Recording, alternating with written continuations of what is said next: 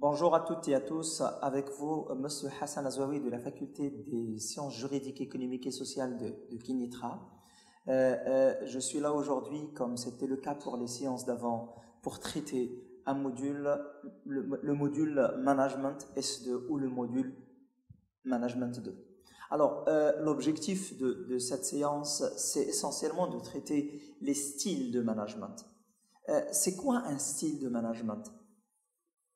Y a-t-il un meilleur style de management? Quels sont les différents types de styles de management que nous avons? Autant de questions auxquelles nous allons apporter un certain nombre des éléments de réponse, mais avant d'aller vers les styles de management et les différents types de styles de management, nous allons d'abord nous arrêter sur des préalables. Et ces préalables, ils sont inhérents, ils sont liés à la notion du style de management.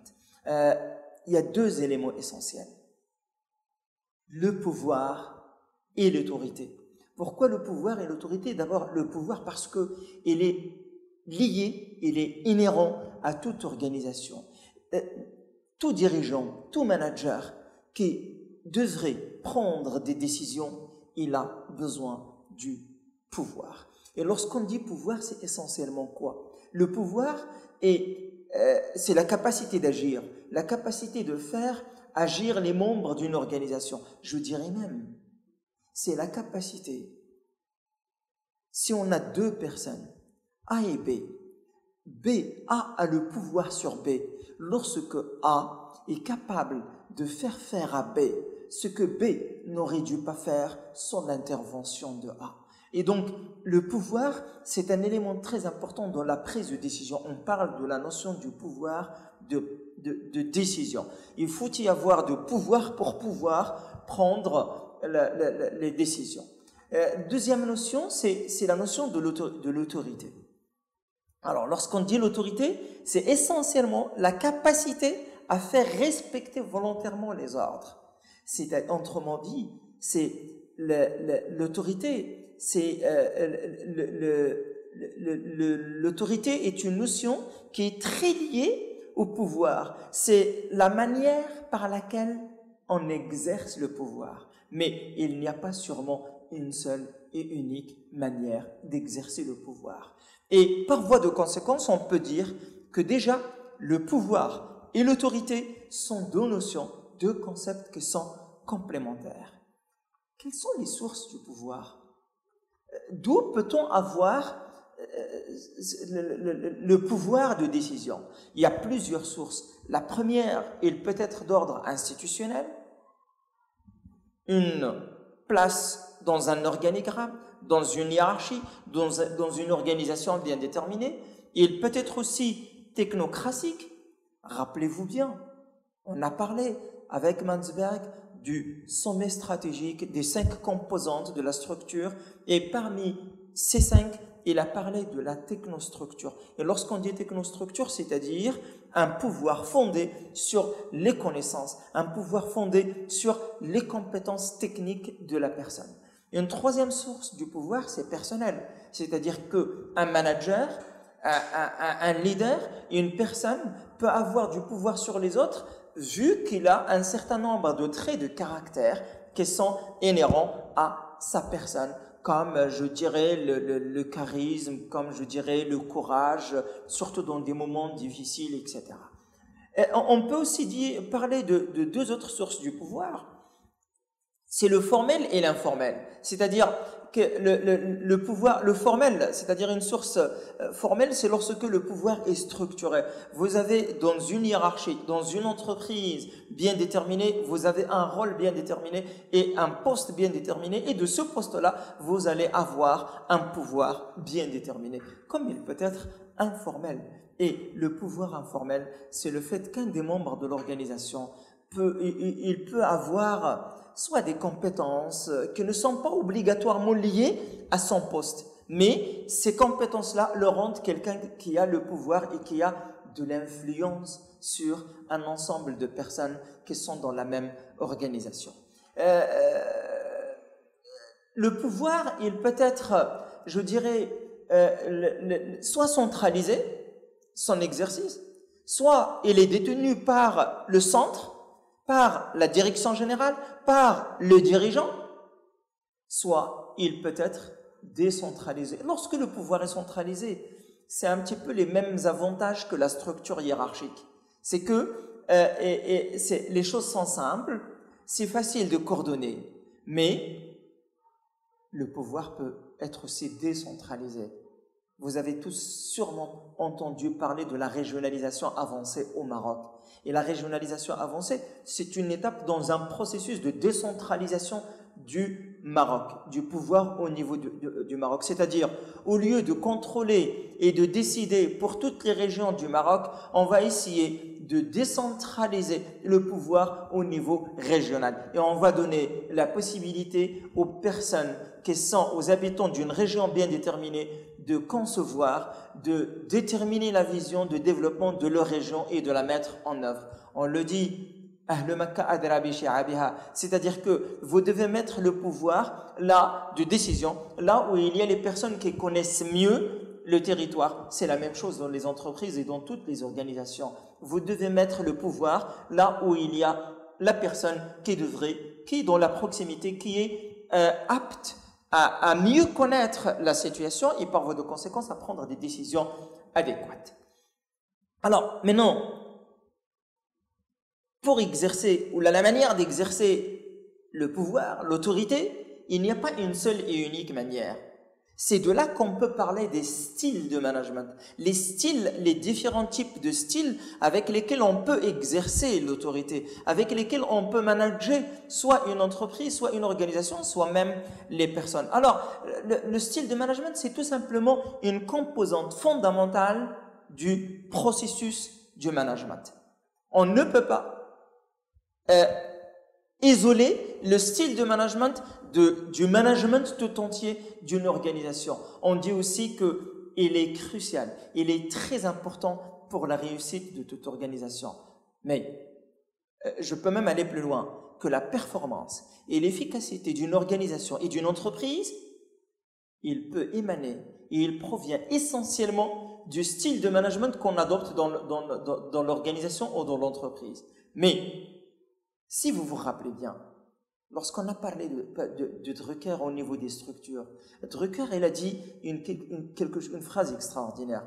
Il a dit que si une structure, une bonne structure, ou là plutôt une bonne structure, il ne peut pas, il est une condition importante pour la performance de l'organisation, mais une mauvaise, et donc par voie de conséquence, il est indispensable, mais il n'est pas suffisante.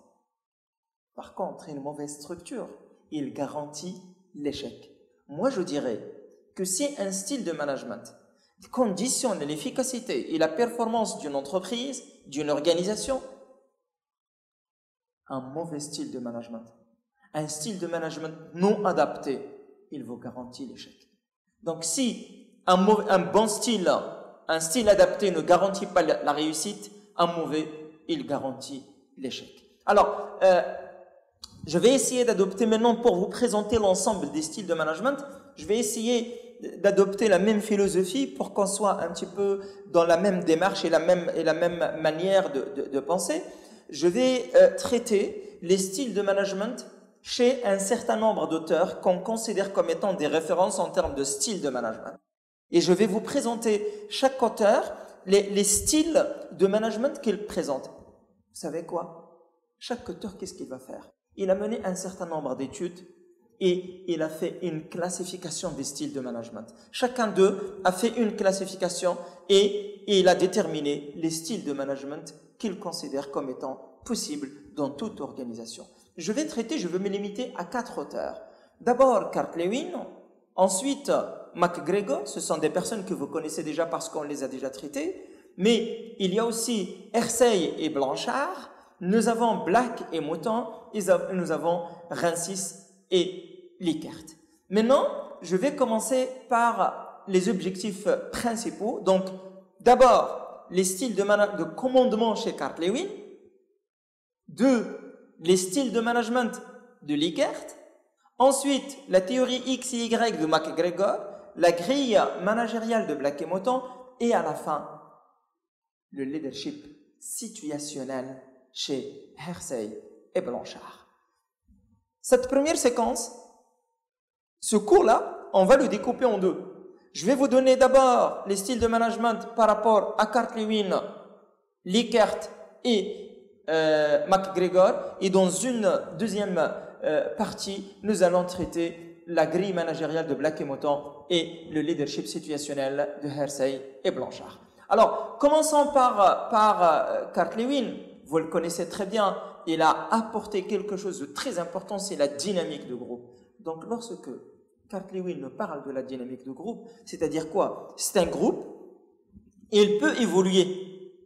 Il peut, lorsqu'on travaille de manière isolée, on ne profite pas de la complémentarité, on ne profite pas de la synergie qui peut exister entre un certain nombre de personnes appartenant à un même groupe. Donc, il vaut mieux, le groupe, il évolue mieux lorsqu'il travaille ensemble que lorsque toute une personne travaille de manière isolée. Donc, quelque part, Carl-Lewin valorisait le travail en équipe. Et nous avons déjà travaillé sur l'équipe, la définition de l'équipe et les 5 conditions importantes pour avoir une équipe au lieu d'avoir un groupe.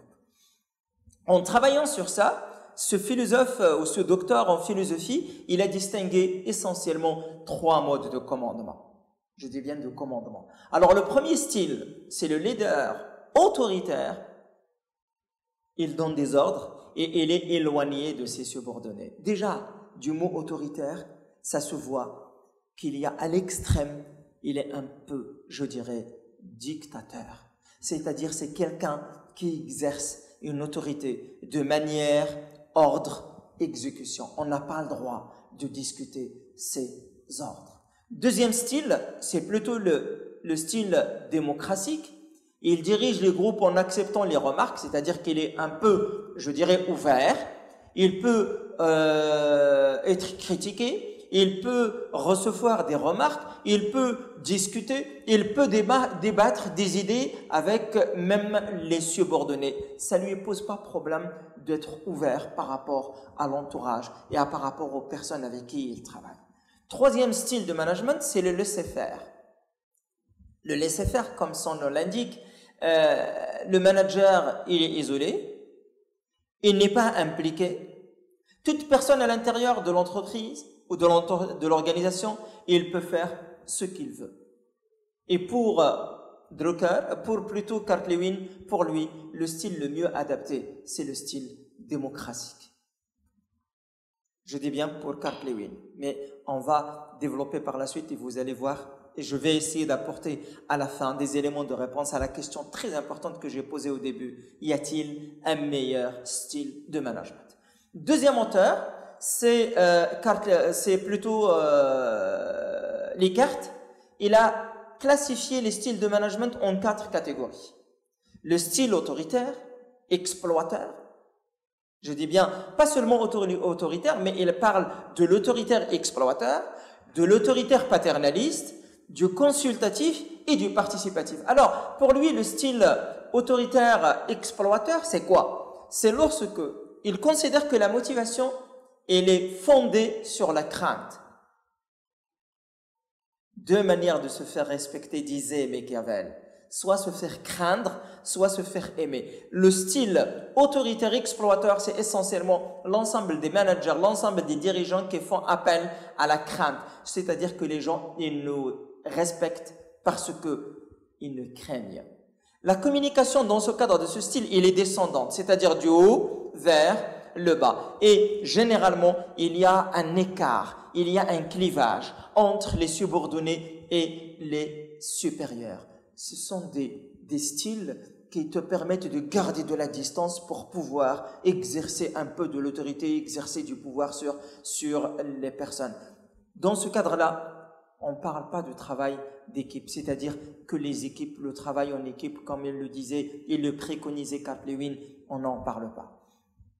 La centralisation, c'est-à-dire il y a un seul et unique centre de décision et c'est généralement le manager ou le directeur de l'entreprise. Et les décisions sont prises au niveau du sommet, au niveau de la direction générale. C'est-à-dire que ce style, il correspond très probablement à la pensée classique, à la pensée de Taylor, de Fayol, et ainsi de suite. Deuxième style, c'est le style autoritaire, mais cette fois-ci, il est paternaliste. Paternaliste dans la mesure où il considère que les personnes, ils peuvent être motivées sur la base de la récompense. C'est-à-dire, si tu récompenses une personne, il va s'impliquer et il va faire du travail. C'est-à-dire qu'il ne va pas travailler parce qu'il est conscient qu'il est nécessaire de travailler. Il va travailler parce qu'il attend une récompense. Et les parents, vous savez quoi, chers étudiants, chères étudiantes, je crois que même en parlant des styles de management, vous pouvez les approcher au style utilisé par vos parents. Il y a des parents qui responsabilisent leurs enfants, mais il y a des parents qui obligent les enfants en étant autoritaires, exploiteurs, et l'obligent à travailler, mais il y a aussi ceux qui les obligent à travailler de manière paternaliste, c'est-à-dire elle leur dit si vous réussissez, vous aurez tel et tel avantage. Donc dans ce cadre-là, généralement on filtre les informations, on ne donne pas n'importe quelle information et une faible incitation au travail en équipe comme dans le premier cas. Troisième style chez Likert, c'est le style consultatif. Comme son nom l'indique, le niveau de consulter, le niveau de la motivation, il est plutôt bon. C'est-à-dire que les personnes, ils sont plutôt bons dans le cadre au niveau de la motivation. Ils cherchent à travailler, ils peuvent être impliqués, ils communiquent. Et la communication, généralement, il peut être soit ascendante, soit descendante. Parce que pour prendre une décision, on ne la prend pas seul. Mais on peut consulter l'ensemble des forces vives, l'ensemble des personnes qui travaillent avec nous, nos collaborateurs, je dirais, afin de s'informer pour pouvoir prendre les décisions. Et là, on peut même solliciter le travail en équipe. Et ça, c'est une différence avec le style autoritaire, que ce soit explorateur, que ce soit paternaliste. Quatrième style, c'est le style participatif. Et lorsqu'on dit participatif, ça veut dire quoi tout simplement? Que ça soit la prise de décision, que ça soit la définition des objectifs, que ça soit la gestion des conflits, tout il se fait dans le cadre du groupe. C'est-à-dire que on fait participer l'ensemble des personnes, l'ensemble des forces vives qui sont dans nos alentours, qui sont dans notre environnement, qui travaillent avec nous dans l'organisation, dans l'entreprise, à ce niveau-là. Il y a une réelle communication. Déjà, on ne peut pas travailler en groupe si on ne communique pas. Il y a la participation de l'ensemble des personnes dans le cadre de la prise de décision et généralement, le pouvoir est décentralisé. C'est-à-dire qu'on donne la possibilité à l'ensemble des personnes qui travaillent avec nous de prendre, pas toutes les décisions, mais un certain nombre de décisions qui sont importantes à leur niveau et nous reviendrons à la question de délégation plus tard. Donc voilà pour Francis Likert, il a défini 4 styles de management. Si Carl Lewin parlait de 3 styles, Francis Likert il parle de 4. Le paternaliste, le style autoritaire exploiteur, le style autoritaire paternaliste, le style consultatif et le style participatif. Maintenant, quelqu'un que vous connaissez déjà et dont on a déjà parlé, c'est MacGregor. MacGregor, qui est lui plutôt un psychologue, il a parlé des 2 théories, la théorie X et la théorie Y. On va pas parler comme avant de la pensée de management, mais on va parler du style de management qui émane, qui se décline de cette pensée-là. Donc, lorsqu'on dit que la théorie X, rappelez-vous bien, la théorie X, c'était essentiellement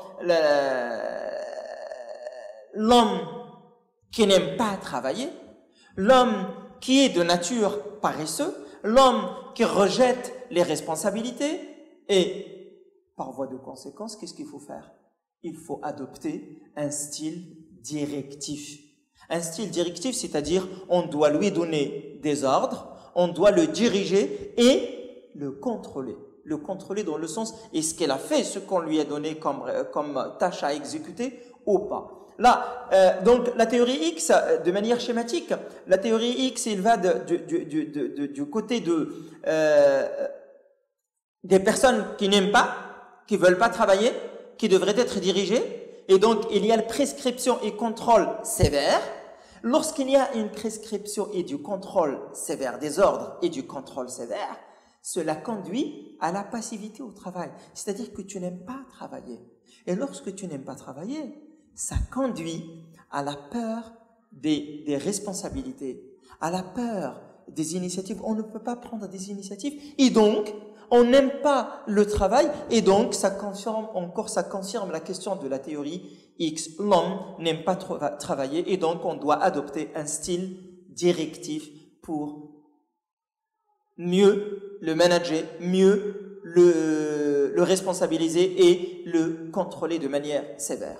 Deuxième théorie, c'est la théorie Y. La théorie Y, c'est le contraire. C'est que l'homme peut être motivé seulement par la nature de son travail. L'homme il peut s'impliquer, il aime travailler, il veut prendre des responsabilités, il peut avoir l'esprit d'initiative, à condition de lui faire confiance. Et ces types de personnes-là, pour MacGregor, non, il considère que ce type de management est plus adapté à l'homme, surtout dans le contexte actuel. Et donc, un homme qui aime travailler, un homme, surtout lorsqu'on lui donne du sens pour le travail, l'homme qui se retrouve dans son travail, l'homme qui s'épanouit dans son travail, je crois que, et j'ouvre la parenthèse, si vous voulez être parmi les personnes qui aiment leur travail, si vous voulez être parmi les personnes qui peuvent être impliquées dans leur travail, vous devez aimer ce que vous faites. Parce que lorsqu'on n'aime pas, lorsqu'on aime, on ne compte pas. Lorsqu'on aime, on s'épanouit, on devient même créatif et innovant dans le cadre de son travail. Par contre, lorsqu'on n'aime pas ce qu'on fait, généralement, on le fait malgré nous. Et de manière schématique, la théorie Y, l'homme, il devrait être libéré. Il doit avoir une liberté dans l'action. Il doit avoir des marges de manœuvre. Il doit être capable de réfléchir. On doit lui donner de la considération. Lorsque on traite les personnes ainsi, cela conduit à son implication et à s'application du travail. Lorsqu'il s'implique dans le travail, il s'épanouit dans le travail, cela nous amène vers les initiatives. Il devient innovant, il devient créateur, il devient responsable. Cela confirme la théorie Y dont il a parlé MacGregor. Donc,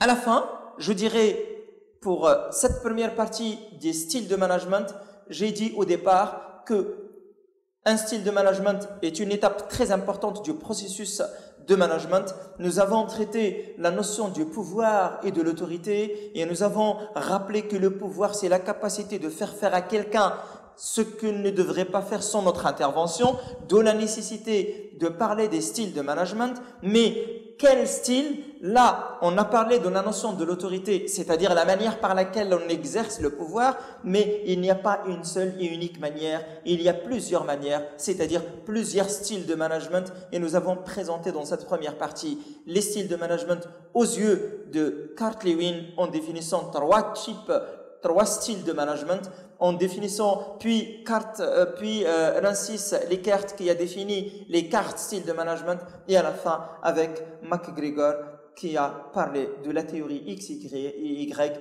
desquels nous avons décliné 2 styles de management. Merci et à la prochaine.